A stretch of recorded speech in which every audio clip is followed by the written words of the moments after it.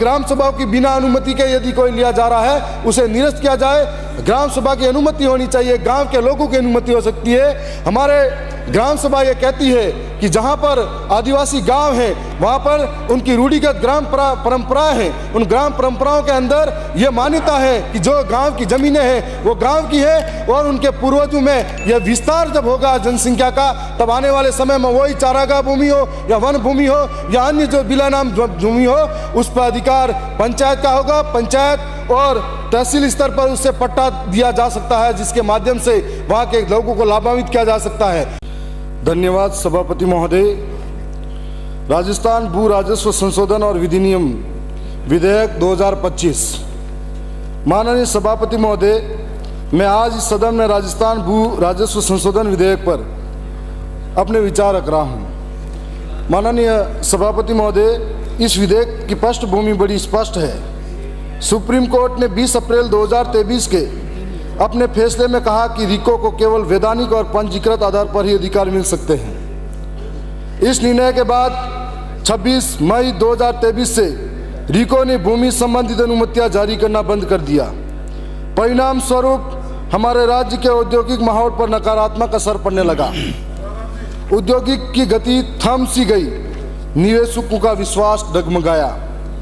इसी समस्या को हल करने के लिए सरकार यह विधेयक लाई है, परंतु माननीय सभापति महोदय, हमें यह स्वीकार करना होगा कि यह विधेयक अपने वर्तमान स्वरूप में अधूरा, कमजोर और दृष्टिहीन लगता है। विधेयक की प्रमुख कमियां जो मैं सदन के सामने रखना चाह रहा हूं।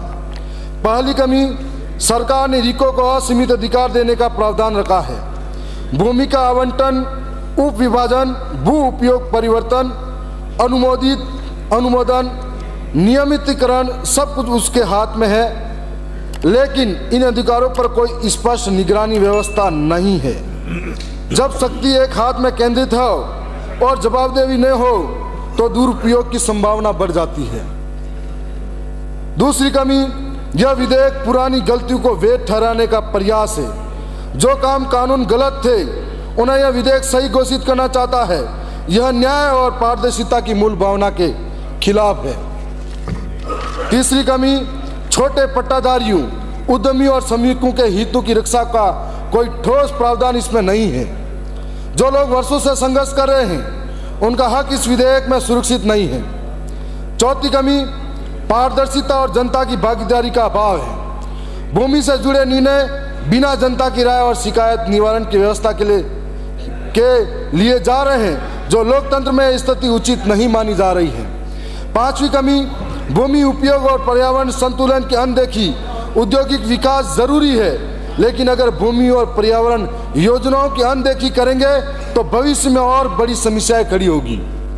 माननीय सभापति महोदय, सबसे बड़ा सवाल यह है कि जब सुप्रीम कोर्ट का निर्णय अप्रैल 2023 में आ गया था, तब सरकार ने तत्काल कोई ठोस कदम क्यों नहीं उठाया? क्यों इसमें महत्वपूर्ण विधेयक को लाने में इतनी देर हुई? क्यों परवर समिति की बैठकों में देरी हुई? यह और समय सीमा चूक गई। यह सब सरकार की गंभीरता की कमी को दर्शाता है। माननीय सभापति महोदय, मेरा स्पष्ट मानना है कि इस विधेयक को वर्तमान स्वरूप में पारित न किया जाए। इसमें पारदर्शिता, जनहित और न्याय को सुनिश्चित करने वाले प्रावधान जोड़े जाए। प्रभावित लोगों के लिए मुआवजा और शिकायत निवारण तंत्र बने। भूमि उपयोग और पर्यावरण मानकों को अनिवार्य बना जाए। रिको के अधिकारों पर स्पष्ट निगरानी व जवाबदेही का तंत्र स्थापित किया जाए।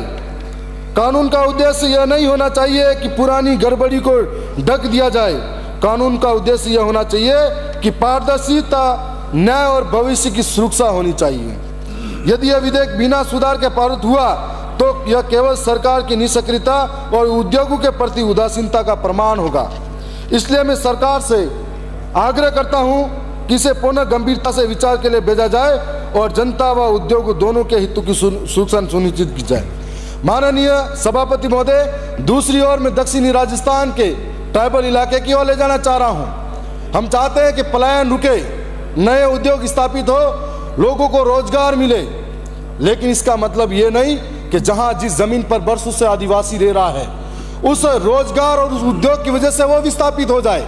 उसे अपनी ही मिट्टी से बेदखल किया जाए, अपनी मूल वतन, अपनी मूल जमीन से बेदखल किया जाए। माननीय अध्यक्ष महोदय, सभापति महोदय, सर्वोच्च न्यायालय का एक ऐतिहासिक निर्णय है समता बनाम आंध्र प्रदेश राज्य 1997।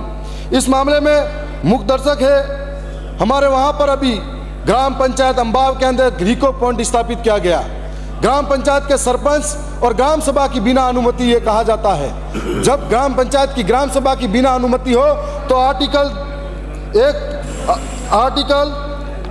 1906 की धारा 4 उप के अनुसार ग्राम सभा की अनुमति के बिना किसी भी भूमि का अधिग्रहण हस्तांतरण नहीं किया जा सकता। फॉरेस्ट राइट एक्ट 2013 की धारा 4(5) में साफ लिखा है, जब तक किसी दावे का निस्तारण नहीं हो जाता तब तक किसी भी आदिवासी को बेदखल नहीं किया जा सकता। माननीय सभापति महोदय, एक मिनट का मैं ये चाहता हूँ कि जहाँ पर अंबाव गांव के अंदर हो या फिर कई गांवों के अंदर उद्योग स्थापित करने के लिए जहाँ पर जमीनें ली जा रही हैं, जहाँ पर ग्राम सभाओं की बिना अनुमति के यदि कोई लिया जा रहा है उसे निरस्त किया जाए। ग्राम सभा की अनुमति होनी चाहिए, गांव के लोगों की अनुमति हो सकती है। हमारे ग्राम सभा ये कहती है कि जहाँ पर आदिवासी गांव है वहाँ पर उनकी रूढ़िगत ग्राम परंपराएं हैं। उन ग्राम परंपराओं के अंदर ये मान्यता है कि जो गांव की जमीनें हैं वो गांव की है और उनके पूर्वजों में यह विस्तार जब होगा जनसंख्या का तब आने वाले समय में वही चारागाह भूमि हो या वन भूमि हो या अन्य जो बिला नाम भूमि हो उस पर अधिकार पंचायत का होगा। पंचायत और तहसील स्तर पर उससे पट्टा दिया जा सकता है जिसके माध्यम से वहाँ के लोगों को लाभान्वित किया जा सकता है। इस तरीके से जो भूमि हस्तांतरण का काम हो रहा है उसका हम खुला विरोध करें। साथ में जो नए उद्योग स्थापित होने चाहिए ताकि बेरोजगारी खत्म हो, लोगों का पलायन रुके। इस पर आपने मुझे जो बोलने का अवसर दिया मैं आपका पुनः धन्यवाद करना चाहूँगा। मैं सदन से ये सभा अध्यक्ष महोदय जो हमने सुझाव दिए हैं इस पर जरूर अमल किया जाएगा। धन्यवाद।